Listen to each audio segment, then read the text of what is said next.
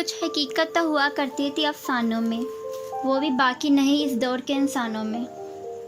زمر کے کمرے کے قریب سامنے ندرت، فضیلہ اور حماد کے ساتھ کھڑی تھی۔ وہ خاموشی سے ان کے پاس جا کھڑا ہوا۔ حماد اکھڑا اکھڑا سا لگ رہا تھا۔ فضیلہ ہی سارے باتیں کر رہی تھی اور ویل چیئر پہ بیٹھے بڑے ابا بس آس طلب نگاہوں سے ان کو دیکھ رہے تھے۔ پتہ نہیں اب کیا ہوگا، پتہ نہیں اب آگے کیا ہوگا۔ فضیلہ کی ہر بات میں پریشانی، کبھی رکھائی سے ایک ہی فکرہ بار بار آتا۔ ان کے تاثرات ہر شخص سمجھ رہا تھا، ان کا بھی قصور نہیں تھا۔ ہم کوشش کر رہے ہیں، بہت جلد اس کو کڈنی ڈونر مل جائے گا اور پھر وہ بالکل ٹھیک ہو جائے گی۔ بڑے ابا نے امید دلانے کی کوشش کی۔ حماد نے سنجیدگی سے انہیں دیکھا۔ ڈونیٹڈ کڈنی کتنا عرصہ چلتا ہے؟ الفاظ تھے کہ چابک بڑے ابا کے منہ پہ لگے۔ وہ بس اس کو دیکھ کے رہ گئے، پھر آہستہ سے بولے، عیسائی جب شادی کرتے ہیں تو ایک حلف اٹھاتے ہیں کہ غریبی میں اور امیری میں، بیماری میں اور صحت میں ہم ساتھ رہیں گے، حتیٰ کہ ہمیں موت جدا کر دے۔ صد شکر کہ ہمارے یہاں یہ حلف نہیں اٹھایا جاتا، ورنہ بہت سے لوگ مشکل میں پڑ جاتے۔ حماد بیزاری سے رخ موڑ کر کھڑا ہو گیا۔ فضیلہ جلدی سے بات بدلنے لگی۔ تبھی جواہرات کاردار باہر آتی دکھائی دی۔ سعدی کے تنے اعصاب ڈھیلے پڑے۔ وہ مسکرائی تو وہ بھی مسکرایا۔ اس فیملی کو دیکھ کے کتنی تسلی ملتی تھی، جیسے ہر مشکل میں ان کے ساتھ ہو۔ مجھے امید ہے کہ آپ کی بیٹی بہت جلد صحت یاب ہو جائے گی، اگر نہ ہو تب بھی وہ اتنی قیمتی ہے کہ اس کے ساتھ پھر اس کی زندگی کے ساتھ ساتھی کو فخر ہوگا۔ ساتھ ہی جواہرات نے حماد کو دیکھا۔ اس کا حماد سے تعارف نہیں تھا، پھر بھی وہ سمجھ گئی تھی، یہی ہے بیچارہ منگیتر۔ سعدی ان کا تعارف کروانے لگا۔ اورنگزیب کاردار کی بیوی، ہاشم کاردار کی ماں۔ فضیلہ اور حماد کے تاثرات فوراً بدلے۔ بہت خوش دلی سے ان سے ملے۔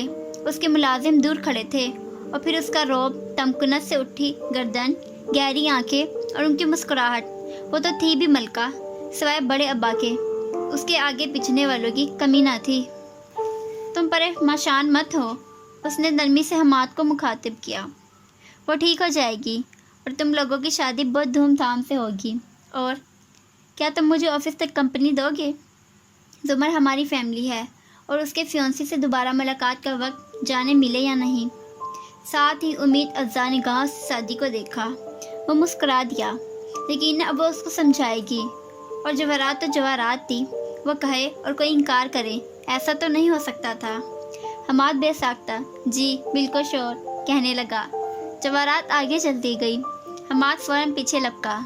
فضیلہ بیگم نے جذبات سے ان کو جاتے دیکھا، مگر کچھ کہہ نہیں سکتی تھی۔ باہر بارش اب تھم چکی تھی۔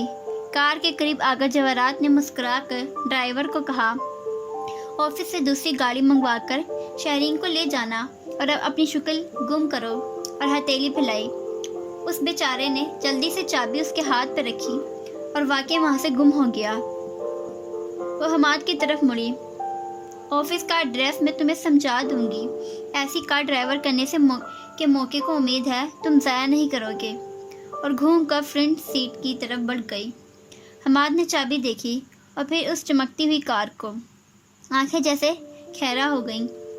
جواہرات پچھلی نشست کے ساتھ کھڑی ہو کر اس کو دیکھنے لگی۔ وہ جب پہلے اپنا دروازہ کھولنے لگا تھا، رکا، پھر تیزی سے ادھر آیا، اس کے لیے دروازہ کھولا۔ وہ تمکنت سے اندر بیٹھی۔ حماد نے دروازہ بند کیا اور واپس ڈرائیونگ سیٹ تک آیا۔ یہاں سے سیدھا لے لو، اس نے محض اتنا کہا، اور وہ خود کو بہت پر اعتماد ظاہر کرتا ڈرائیو کرنے لگا۔ گاڑی سڑک پہ رواں دواں تھی۔ جواہرات سر جھکائے اپنے موبائل پہ فون بک کھول رہی تھی۔ حماد مرعوب سا، خاموش سا ڈرائیو کرتا جا رہا تھا۔ بے فکر رہو، وہ ٹھیک ہو جائے گی، اس نے کانٹیکٹس کی فہرست آہستہ آہستہ نیچے کرتے ہوئے کہا۔ حماد نے بیک ویو مرر سے دیکھا اور پھر سامنے ونڈو اسکرین کو۔ جی بس وہ اتنا کہہ سکا۔ امید ہے اسے کوئی ڈونر کڈنی مل جائے گا، 1.5 سال تو چل ہی جائے گا، بیکار ہو گیا تو کوئی بات نہیں، ڈائلیسس پہ آ جائے گی، ہفتے ہی 2 دفعہ تو کروانا ہی پڑے گا۔ اتنی اچھی لڑکی کے لیے تم اتنی قربانی تو دے سکتے ہو نا۔ وہ اے والے نمبر سے گزرتی بی پہ آ گئی تھی۔ رہا بچوں کا سوال تو وہ زندگی کا مقصد تو نہیں ہوتے، نہ بھی ہو سکے تو کوئی بات نہیں، اڈاپٹ کر لینا۔ ہلکے سے شانے اچکاتے ہوئے اس کا انگوٹھا اسکرین کو مسلسل نیچے کیے جا رہا تھا۔ ڈی اور پی ای ابھی تک مکتوبہ شخص سامنے نہیں آیا تھا۔ حماد کے چہرے پہ شاید تفکر بڑھتا گیا، البتہ وہ خاموشی سے محض جی کر کے رہ گیا۔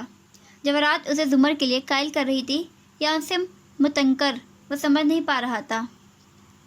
دیکھو، زندگی میں ہر چیز پرفیکٹ تو نہیں ملتی۔ میرا خیال ہے وہ ایک اچھی لوئر ہے اور تمہارے ساتھ آسٹریلیا جا کر بھی اپنی پڑھائی اور جاب جاری رکھ سکے گی۔ نہ بھی رکھ سکی تو تم ایک کمانے والے بہت ہو۔ نہیں؟ حماد کی آنکھوں میں مزید تناؤ آ گیا۔ اس نے سر کو اس بات میں ہلا دیا، اب کہ جی تک نہیں بولا۔ جواہرات کا اسکرین پہ چلتا انگوٹھا ایک دم رکا، لبوں پہ ہلکی سی مسکراہٹ آئی۔ یہ جے کی فہرست تھی، جیلانی، منیب جیلانی۔ اس نے اس نمبر پہ ایک ٹیکسٹ کیا، میرے آفس کے باہر میرا انتظار کریں، اور فون رکھ کے سر اٹھا کر چمکتی نگاہوں سے حماد کو دیکھا۔ یہاں سے اس کے سر کی پشت اور آدھے چہرے کے تنے تاثرات وہ دیکھ سکتی تھی۔ آگے کا کیا ارادہ ہے کچھ کہہ نہیں سکتا، قسمت جس طرف لے جائے۔ وہ احتیاط سے تول کے اتنا ہی کہہ سکا۔ آفس کے سامنے وہ اترے تو جواہرات تیز تیز چلتی آگے بڑھ گئی۔ حماد تابعداری سے اس کے پیچھے تھا۔ مطلوبہ فلور پر پہنچ کر بھی وہ اس کے آگے ہی چلتی جا رہی تھی۔ ارد گرد مودب ہو کر رکتے اور سلام کرتے، لوگوں کو مسکرا کر سر کے خم سے جواب دیتی وہ آگے بڑھتی گئی، یہاں تک کہ ایک آفس کے سامنے آ کے رکی۔ وہاں ایک سوٹ میں ملبوس مدیر عمر صاحب بار بار کلائی کی گھڑی دیکھتے متفق سے نظر آ رہے تھے۔ جواہرات کو آتے دیکھ کر چہرے پہ چمک آئی، آگے بڑھے۔ میم، میں آپ کا انتظار کر رہا تھا۔ جواہرات نے مسکراتے ہوئے ان سے حماد کا تعارف کروایا۔ یہ ہمارے عزیز ہیں حماد، اور حماد یہ ہاشم کی کمپنی کی طرف سے آسٹریلیا ہوتے ہیں، آدھا سال یہاں اور آدھا وہاں بچوں کے پاس۔ ادھر کی نیشنلٹی بھی ہے مگر رہتے یہی ہیں۔ پھر اسی شیریں مسکراہٹ کے ساتھ جیلانی صاحب کو دیکھ کر بولی، حماد ایک انجینئر ہے اور آسٹریلیا میں جاب کرتا ہے، آپ کو اس سے مل کر خوشی ہوگی۔ ساتھ ہی کلائی پہ بندی کھڑی دیکھی۔ ہاشم میرا انتظار کر رہا ہوگا، میں چلتی ہوں۔ وہ آگے بڑھی تو خوش دلی سے حماد سے مصافحہ کرتے ہوئے جیلانی صاحب ایکسکیوز کر کے 2 قدم جواہرات کے پیچھے آئے۔ حماد وہی ملے جلے تاثرات میں گرا کھڑا رہ گیا۔ خوش ہونا چاہیے یا پریشان، وہ سمجھ نہیں پا رہا تھا۔ میں اس لڑکے کا کیا کروں؟ مجھے تو وہاں کسی کی ضرورت نہیں ہے۔ جیلانی صاحب نے آگے بڑھتے جواہرات کے قریب آ کر ہلکی سی سرگوشی کی۔ وہ مسکرا کر ان کی طرف پلٹی، چمکدار آنکھوں سے انہیں دیکھا۔ کیا آپ کو اپنی بیٹی کے لیے پڑھے لکھے، خاندانی اور خوش شکل گدھے کی ضرورت نہیں تھی؟ جیلانی صاحب کی آنکھوں حیرت سے پھیلی، سر خود بخود اس بات میں ہل گیا۔ گڈ، تو پھر میں نے اسے ڈھونڈ لیا۔ You are welcome. ان کے تھینکس کا انتظار کیے بغیر وہ مڑ کر آگے بڑھ گئی۔ جیلانی صاحب اب کے زیادہ گرم جوشی سے مڑے اور حماد کے کندھے پہ ہاتھ رکھے اسے اپنے ساتھ آگے لے گئے۔ وہ ہاشم کے آفس میں آئی تو وہ ریوالونگ چیئر پہ بیٹھا، کوہنیاں میز پہ ٹکائے انگلیوں کے پوروں سے آنکھیں مسل رہا تھا۔ کوٹ پیچھے ٹنگا تھا اور شرٹ کے کف مڑے ہوئے تھے۔ تمہارے اور شہرین کے درمیان کوئی لڑائی ہوئی ہے؟ آنکھوں سے ہاتھ ہٹا کر ہاشم نے چونک کر اسے دیکھا، چہرے پہ تعجب ابھرا۔ آپ کو کس نے کہا؟ شہرین کے موڈ نے۔ وہ کونی پہ ٹکا پرس بنیادی سے میز پر رکھتی اس کے سامنے بیٹھی، ٹانگ پہ ٹانگ جمائی اور گلے پہ پڑی مین انگلی پہ لپیٹتی مسکرا کے آگے نظروں سے اسے دیکھنے لگی۔ ہاشم نگاہیں چرا گیا۔ اگر ہوئی بھی ہے تو کیا، میں ہمیشہ کی طرح اس کو معاف کر دوں گا، اور اگر معاف نہ کر سکا تو چھوڑ دوں گا۔ یعنی تمہیں معلوم ہو گیا کہ اس کا اپنے کزن سے افیئر تھا؟ اس نے ایک دم بری طرح چونک کر ماں کو دیکھا۔ کیا آپ جانتی تھیں؟ بالکل۔ تو پھر مجھے کیوں نہیں بتایا؟ بتانے سے تم ناخوش ہو جاتے اور میں تمہیں خوش دیکھنا چاہتی تھی۔ بہرحال جواہرات نے بات بدلنے کے انداز سے سر جھٹکا۔ فارس کے کیس کا کیا بنا؟ ہاشم بیزاری سے کرسی پہ پیچھے کو ہوا، خود بھی شہرین نامے کو ڈسکس نہیں کرنا چاہتا تھا۔ قلم اٹھا کر انگلیوں میں گھماتے ہوئے بولا، اگر زمر اپنے بیان پہ قائم رہے تو کیس بہت مضبوط ہے، وہ رہے گی۔ پھر آنکھوں سے گلاس ڈور کے پار اشارہ کیا۔ हाशिम ने उस तरफ देखा। जिलानी साहब हमाद के कंधे पे हाथ रखकर उसे अपने हमरा लिए आहिस्ता आहिस्ता मुख्तलिफ कैबिन्स की तरफ इशारा करते बताते जा रहे थे। वो काफ़ी आरामदेह लग रहा था। ये कौन है? जुमर का मंगेतर। हाशिम ने एकदम उकता कर माँ को देखा। अम्मी, आप क्या करती फिर रही हैं? जब मैं कह रहा हूँ कि मैं हर चीज़ संभाल रहा हूँ तो फिर ये सब क्या है? मैंने कुछ नहीं किया, सिर्फ एक्सेलरेटर पे पाँव रखा है। ये मंगनी वैसे ही टूट जानी थी। जितनी जल्दी टूटेगी इतना ज़्यादा जुमर अपने बयान पे कायम रहेगी, वरना तुम उसके ख़ानदान को जानते हो, वो उसे बयान बदलने पर मजबूर कर सकते हैं। हाशिम के लिए इतना बहुत था। उसने मोबाइल उठाया और कोट का बटन बंद करते हुए खड़ा हो गया। रात को मिलते हैं खाने पे, कहता हुआ बाहर निकल गया। कॉरिडोर से गुजरते हुए जिलानी साहब ने उसे देखकर गर्मजोशी से हमाद से तारुफ करवाने की कोशिश की। ये हाशिम, मगर वो एक नज़र भी डाले बगैर सख्त तासुरात के साथ आगे बढ़ता गया।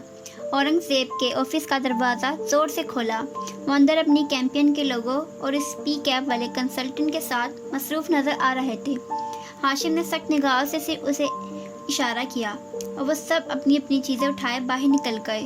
औरंगज़ेब कदर तशवीश से उसे देखने लगे। वो मेज़ के सामने आया और बोला, मैं एलिशा के मामले को संभाल लूँगा, लेकिन फिर आपको एक कुर्बानी देनी पड़ेगी। और वो क्या? वो फारिस की एली बाई है। अगर आप चाहते हैं कि वो लड़की चुपचाप यहाँ से चली जाए तो फिर वो फारिस के हक में बयान नहीं देगी। एलिशा के जाने का मतलब है फारिस देर से नहीं निकलेगा। औरंगज़ेब कारदार माथे पे बल लिए उसको सुनते रहे। चंद लम्हे की खामोशी छाई रही। अजीब इत्तेफाक है कि दोनों केसेस में वही लड़की उसकी एली बाई है। फिर मैं एलिशा को यहाँ से भेज दूँगा, लेकिन आप फारिस को निकलवाने की कोशिश बिल्कुल नहीं करेंगे। औरंगज़ेब कारदार ने हल्के से शाने झटके। मुझे उसकी बेगुनाही का यकीन नहीं है। यकीन है उसने एलिशा को कुछ देकर इस गवाही पे मजबूर किया होगा। तो ठीक है, वो चली जाए, ये ज़्यादा बेहतर है। हाशिम उनको संजीदा नज़रों से देखता मुड़ गया। तेज़ तेज़ चलता बाहर आया। बाकी लोग तो बिखर गए थे। सिर्फ कंसल्टेंट लड़का जो वह खड़ा था फ़ौरन से उसकी तरफ लपका। अगर उन खुफिया मीटिंग्स का ताल्लुक उस लड़की से है जो उस दिन आई थी, तो मैं आपको बता सकता हूँ हमें उसे किस तरह हैंडल करना है, क्योंकि ऐसी लड़कियाँ। इससे पहले कि वो अपनी बात मुकम्मल कर पाता, हाशिम ने झपट कर उसे गर्दन से पकड़ा, दीवार से लगाया और उसकी आंखों में देखकर उंगली उठाकर चबा चबा कर बोला, आइंदा मेरे मुखातिब के बगैर मुझसे बात करने की कोशिश की तो तुम्हें यहीं पे गाड़ दूंगा, समझ आई? हक्का बक्का से लड़की की गर्दन झटके से छोड़ी, अपनी कोट की नदीदा शिकन दुरुस्त की और उसे घूरता हुआ वापस मुड़ गया। मना किया था उसने अपने बाप को सियासत और इसके झंझलों में पड़ने की, और फिर उस जैसे ताज़ा ग्रेजुएट हुए खुद को माहिर एनालिस्ट समझने वाले लड़कों को भारी तनख्वाह पे रखने से। मगर नहीं, उसकी सुनता कौन था इधर? या शायद उसे गुस्सा बहुत आ रहा था आजकल। वो कहीं भी नहीं गया, गाड़ी में बेमकसद ड्राइव करता रहा और फिर रुका तो सामने फ्लोरल मार्केट थी। हाशिम उतरा और एक बड़ा सा गुलदस्ता खरीदा, इसे फ्रंट सीट पर रखा और जब दोबारा ड्राइव करने लगा तो आंखों में शदीद कर्ब था। अब कि वो उतरा तो सामने कब्रिस्तान था। वो फुल हाथ में पकड़े छोटे छोटे कदम उठाता कब्रों के दरमियान से गुजरने लगा। जरताशा गाजी, वारिस गाजी, ये कब्रें करीब करीब थीं। कहीं आसपास जुमर की वालदा की कब्र भी थी और सादी के वालिद की भी, मगर वो सिर्फ जरताशा की कब्र के सामने आ खड़ा हुआ।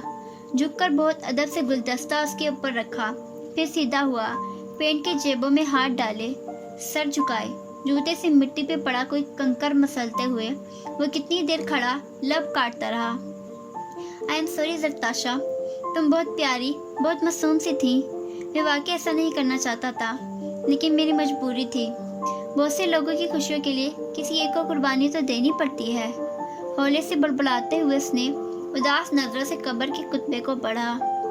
मगर शायद तुम्हारे लिए यही बेहतर था। तुम फारिक के साथ खुश नहीं थी, तुम्हें एक जन्नत में रहने की आरज़ू थी। उम्मीद है अब वो आरज़ू पूरी हो गई होगी। ज़्यादा उम्मीद है कि फारिस भी जल्द तुम्हें ज्वाइन कर लेगा। तुम दोनों हमसे ज़्यादा खुश रहोगे, तुम्हारे लिए अच्छा ही हुआ। सर हिलाते हुए वो उसे जैसे तसल्ली हुई। फिर वो काफ़ी देर वहाँ खड़ा रहा। बारिश के बाद की गई गीली हुई मिट्टी की सूंधी खुशबू और कब्रों का सन्नाटा آس پاس خاموشی سے تیرتا رہا۔